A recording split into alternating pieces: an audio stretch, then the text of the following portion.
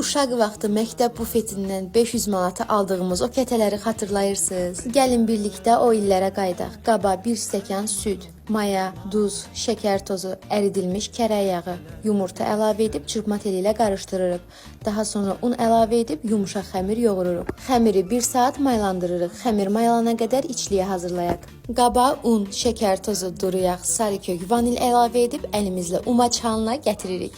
Mən duru yağ olaraq hər zamanki kimi kırlangıc yağlarından istifadə etdim. İstifadə etdiyim ərzaqların miqdarını postun altında dəqiq şəkildə yazacağam. Xəmir mayalandıqdan sonra xəmiri 2 bərabər hissəyə bölüb oxlovla kvadrat formasında yayırıq. Yaydığımız xəmirin üzərinə 2-3 xörək qaşığı kərə yağı çəkib hazırladığımız içliyi xəmirin üzərinə əlavə edirik. Videoda göstərdiyim formada xəmiri büküb hissələrə bölüb üzərinə yumurtanın sarısını əlavə edib sobada 30 dəqiqə bişiririk. Ətri evinizi bürüyəcək pambıq kimi kətələr hazırdır. Hazırlayacaq olan hər kəsə nuş olsun.